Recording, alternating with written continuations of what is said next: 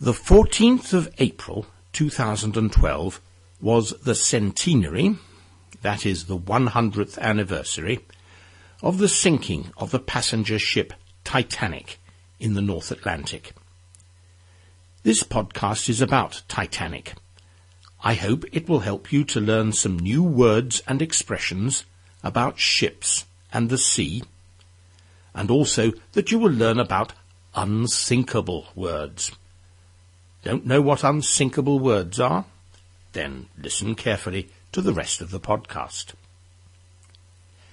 Titanic has appeared in one of these podcasts before.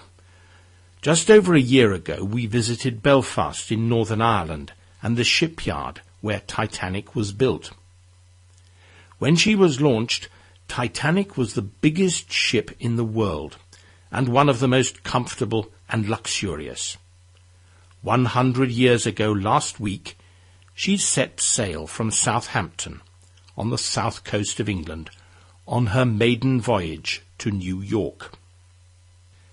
On board there were over 1,300 passengers.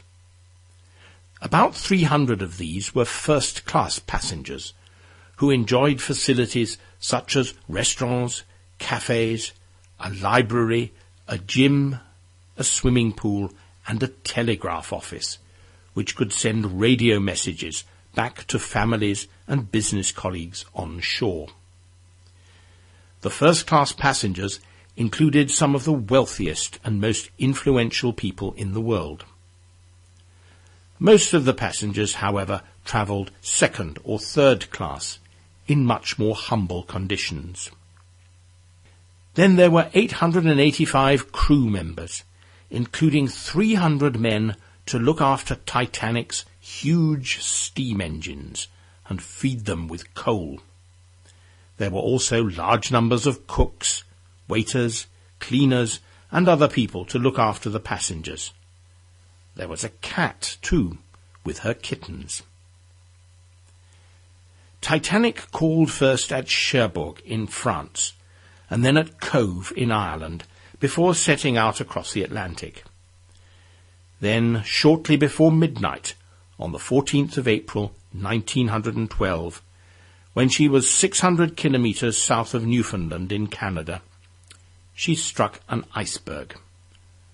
Slowly the ship filled with water. The crew launched the ship's lifeboats, but there were not sufficient places in them for everyone. Over 1,500 of the passengers and crew died in the freezing waters of the Atlantic. Only 710 were saved. The sinking of the Titanic shocked and horrified people in both Britain and America. They were shocked that there were not enough lifeboats. They were shocked that so many people had died and that the families of many of them were left in poverty. Nowhere was the shock greater than in Southampton, where many of the crew had lived. It is said that every street in the city had at least one family who had lost someone in the disaster. Also, people in Europe and the United States 100 years ago believed in technology and progress. They thought that modern technology and engineering could do almost anything. They were shocked to learn that nature could so easily destroy the biggest and most advanced ship in the world. The story of Titanic still fascinates people today. The wreck of Titanic was rediscovered on the bed of the Atlantic in 1985, and many items, such as crockery and bits of luggage, were brought to the surface and exhibited for people to see. There have been countless books and films about Titanic's first and last voyage, and theories about what really happened and who was to blame for the sinking. In Britain, in the last few weeks, we have had several special television and radio programmes to mark the centenary of the disaster, and the film Titanic, starring Leonardo DiCaprio and Kate Winslet, a film which you either love or hate, has been re-released in 3D, so that the iceberg looks even more scary. Some people have even dressed up in Edwardian dress and gone on a special cruise to the place where Titanic went down. On board the cruise ship, they have enjoyed some of the food that was on the menu in Titanic's restaurant.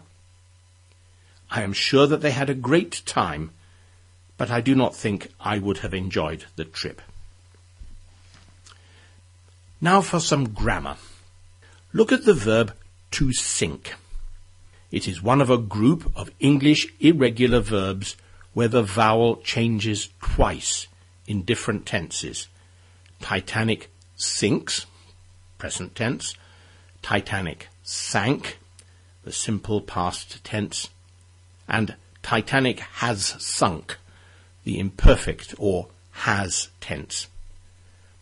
Other verbs with the same pattern are sing, I sang, I have sung, and ring. The bells ring, the bells rang, the bells have rung. If you can think of any more, put a comment on the website to tell us.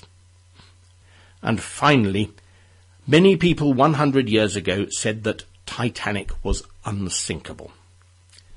Unsinkable means cannot sink or cannot be sunk. How wrong they were. There are lots of words in English with the same pattern as unsinkable. That is, un plus something plus able. For example, if you say that something is unforgettable, you mean that you will never be able to forget it. If something or someone is unlovable, it means that you cannot love it. You can call words like this unsinkable words, if that helps you to remember what they mean.